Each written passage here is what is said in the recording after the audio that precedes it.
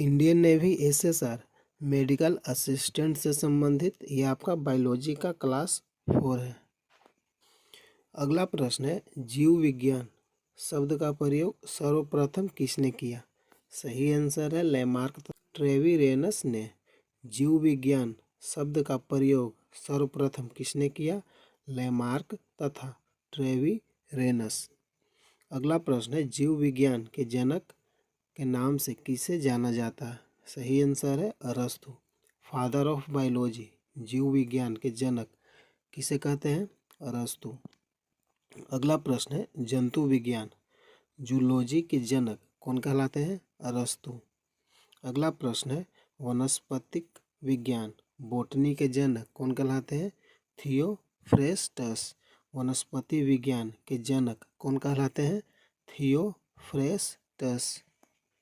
अगला प्रश्न, चिकित्सा शास्त्र का जनक किसे कहा जाता है? सही आंसर है हिप्पोक्रेटस। अगला प्रश्न है, एंटीबायोटिक्स अधिकांशतः प्राप्त होते हैं जीवाणु से। अगला प्रश्न है, यदि एक जीवाणु कोशिका 20 मिनट में विभाजित होती है तो 2 घंटे में कितने जीवाणु बनेंगे? सही आंसर है 64। अगला प्रश्न है, नाइट्रोजन यौगिकीकरण में कौन सी फसल सहायक है? सही आंसर है फलीदार फसल। अगला प्रश्न है, नाइट्रोजन स्थिरीकरण में लेग हीमोग्लोबिन का क्या कार्य है? सही आंसर है ऑक्सीजन का अवशोषण करना। नाइट्रोजन स्थिरीकरण में लेग हीमोग्लोबिन का कार्य क्या है? ऑक्सीजन का अवशोषण करना। अगला प्रश्न है, कौन सा रोग बैक्टीरिया से होता है? सही आंसर है तपेदिक। बैक्टीरिया से कौन सा रोग होता है? तपेदिक। अगला प्रश्न है, वह विज्ञान जिसका संबंध जीवधारियों के अध्ययन से होता है कहलाता है जीव विज्ञान। अगला प्रश्न है, फाइकोलॉजी में किसका अध्ययन किया जाता है? सही आंसर है शैवाल। शैवाल का अध्ययन किसमें किया जाता है? फाइकोलॉजी। अगला प्रश्न है, पर्यावरण का अध्ययन जीव विज्ञान की किस शाखा के अंतर्गत किया जाता है? सही आंसर है पारिस्थितिकी। अगला प्रश्न है, तपेदिक टीबी उत्पन्न करने वाला जीवाणु कौन है? माइकोबैक्टीरियम। अगला प्रश्न है, एक्सोबायोलॉजी में किसका अध्ययन किया जाता है? सही आंसर है बाह्य ग्रह तथा अंतरिक्ष में जीवन। एक्सोबायोलॉजी में किसका अध्ययन किया जाता है? बाह्य ग्रह तथा अंतरिक्ष में जीवन। अगला प्रश्न है, पुष्पों का अध्ययन क्या कहलाता है? सही आंसर है एंथोलॉजी। पुष्पों का अध्ययन क्या कहते हैं? एंथोलॉजी। अगला प्रश्न है, बैक्टीरिया में पाया जाने वाला प्रकाश संश्लेषी आशय कहलाता है? सही आंसर है वर्ण किल्वक। बैक्टीरिया में पाया जाने वाला प्रकाश संश्लेषी आशय क्या कहलाता है? वर्ण किल्वक। अगला प्रश्न है, हैजा किसके कारण होता है? सही आंसर है जीवाणु। हैजा किसके कारण होता है? जीवाणु। अगला प्रश्न है, तपेदिक का कारण क्या है? सही आंसर है बैक्टीरिया। अगला प्रश्न है, प्रशीतन खाद्य परिरक्षण में मदद करता है जैव रासायनिक अभिक्रिया की दर को कम कर। अगला प्रश्न है, जैव निम्नीकृत अपशिष्ट को किसकी सहायता से उपयोगी पदार्थ में रूपांतरित किया जा सकता है? सही आंसर है जीवाणु। अगला प्रश्न है, किसके द्वारा दूध खट्टा होता है? जीवाणु के कारण। अगला प्रश्न है, दूध के दही के रूप में जमने का कारण क्या है? सही आंसर है लैक्टोबैसिलस। अगला प्रश्न है, HIV द्वारा होने वाला रोग कौन है? एड्स। अगला प्रश्न है, एड्स वायरस क्या होता है? सही आंसर है एक सूची RNA। अगला प्रश्न है, एड्स का कारण क्या है? वायरस। अगला प्रश्न है, HIV का फुल फॉर्म क्या है? Human immuno deficiency virus. अगला प्रश्न है, एड्स फैलता है शारीरिक संपर्क से। अगला प्रश्न है, विषाणु में क्या होता है? सही आंसर है न्यूक्लिक एसिड और प्रोटीन। विषाणु में क्या होता है? न्यूक्लिक एसिड और प्रोटीन। अगला प्रश्न है, सॉर्स क्या है? विषाणु जनित रोग। अगला प्रश्न है खसरा किस संक्रमण के कारण होता है? विषाणु के कारण। अगला प्रश्न है कौन सा रोग विषाणु के कारण होता है? सही आंसर है चेचक। चेचक किसके कारण होता है? विषाणु के कारण। अगला प्रश्न है जंतु में होने वाली फुट एंड माउथ रोग किसके कारण उत्पन्न होती है? विषाणु के कारण। अगला प्रश्न है आलू में मोजेक रोग किसके कारण होता है? विषाणु के कारण। आलू में कौन सा रोग पाया जाता है? मोजेक रोग। किस तत्व के कारण होता है? विषाणु। अगला प्रश्न है मशरूम क्या है? कवक। अगला प्रश्न है प्रथम वियुक्त प्रतिजैविक कौन सा था? सही आंसर है पेनिसिलिन। अगला प्रश्न है एथलीट फुट नामक बीमारी किससे उत्पन्न होती है? सही आंसर है कवक। एथलीट फुट नामक बीमारी किससे उत्पन्न होता है? कवक। अगला प्रश्न है कौन सा एक कवक और उच्च पादप की जड़ों के बीच उपयोगी कार्यात्मक संबंध को दर्शाता है? सही आंसर है माइकोराइजा। कौन सा एक कवक और उच्च पादप की जड़ों के बीच उपयोगी कार्यात्मक संबंध को दर्शाता है? माइकोराइजा। अगला प्रश्न है लाइकेन जिन दो वर्ग के पौधों से मिलकर बनता है वे हैं कवक और शैवाल। लाइकेन जिन दो वर्ग के पौधा से मिलकर बनता है वे हैं कवक शैवाल। अगला प्रश्न है लिटमस अम्ल क्षार सूचक प्राप्त होता है लाइकेन से। अगला प्रश्न है सौर ऊर्जा किससे प्राप्त होती है? सूर्य से। अगला प्रश्न है साबूदाना सागू जिससे बनाया जाता है साइकस। साबूदाना से क्या बनाया जाता है? साइकस। अगला प्रश्न है दमा और खांसी के रोगों में काम आने वाली औषधि इफेड्रिन किससे प्राप्त की जाती है? सही आंसर है इफेड्रा। अगला प्रश्न है कौन एक जीवित जीवाश्म कहलाता है? जिंक गो। अगला प्रश्न है विषाणु वृद्धि करता है जीवित कोशिकाओं में। अगला प्रश्न है पौधा का कौन सा भाग फूल बनने का उद्दीपन ग्रहण करता है? पर्ण। अगला प्रश्न है कुरिंजी पुष्प के 12 वर्ष में एक बार खिलने का कारण क्या है? फ्लोरिजन स्राव। अगला प्रश्न है संसार का सबसे छोटा पुष्प है बुलफिया। अगला प्रश्न है फूल गोभी में पौधे का उपयोगी भाग कौन सा है? सही आंसर है ताजा पुष्प समूह। अगला प्रश्न है विश्व का सबसे बड़ा पुष्प है रेफलेसिया। संसार का सबसे छोटा पुष्प है वुल्फिया।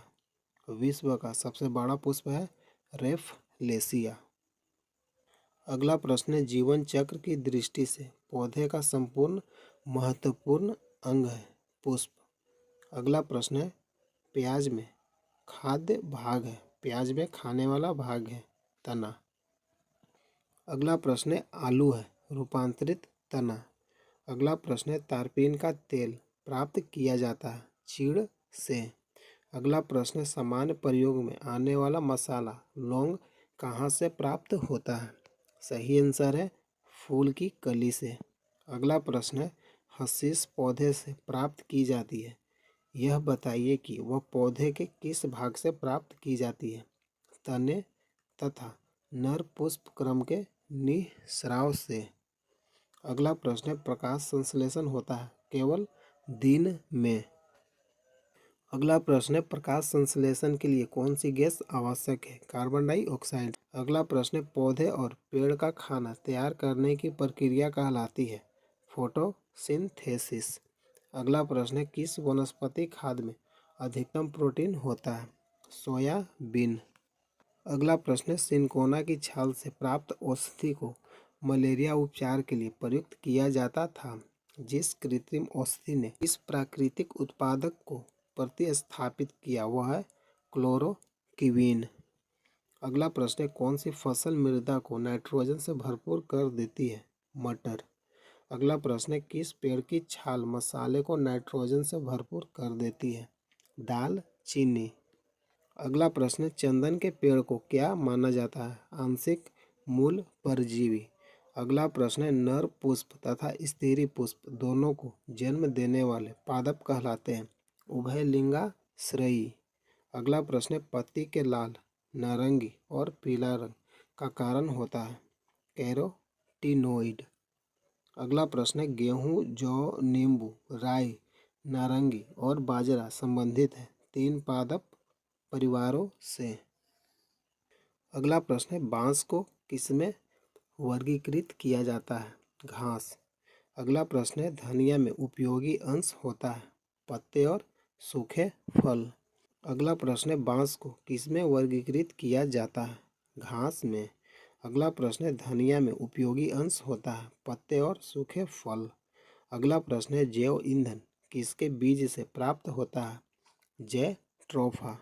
अगला प्रश्न है किस पादप को शाकीय भारतीय डॉक्टर कहते हैं? आंवला को। अगला प्रश्न है बायां महाधमनी चाप इनमें दिखाई देता है? स्तनपायी। अगला प्रश्न है लिटमस प्राप्त होता है? लाइकेन से। अगला प्रश्न है किस फसल में एजोला एनाबीना जैव उर्वरक का प्रयोग किया जाता है? चावल। अगला प्रश्न है चिलगोजा किस एक प्रजाति के बीज से प्राप्त होता है? पाइन। अगला प्रश्न है फलीदार पादपों की जड़ों में उपस्थित गांठों में पाए जाने वाले नेत्रजन स्थिरीकरण जीवाणु हैं? सहजीवी। अगला प्रश्न है जड़ें घनात्मक भूम्यानुवर्तन होती है? अधिकांश। अगला प्रश्न है पेड़ों की पत्तियों में पाया जाने वाला हरा पदार्थ क्या कहलाता है? क्लोरोफिल। अगला प्रश्न है प्रकाश संश्लेषण की क्रिया उत्पन्न होती है? कार्बन डाइऑक्साइड, CO2, पानी तथा क्लोरोफिल से। अगला प्रश्न है प्रयोगशाला में सर्वप्रथम DNA का संश्लेषण किया था? खुराना ने। अगला प्रश्न है जीन शब्द का सर्वप्रथम प्रयोग किसने किया? जोहानसन। अगला प्रश्न है किसके द्वारा आनुवंशिकता के विज्ञान को आनुवंशिकी कहा गया? वाटसन के द्वारा। अगला प्रश्न है आनुवंशिकी उत्परिवर्तन होता है क्रोमोसोम में। अगला प्रश्न है DNA के द्विहेलिक्स प्रारूप को पहली बार किसने प्रस्तावित किया था?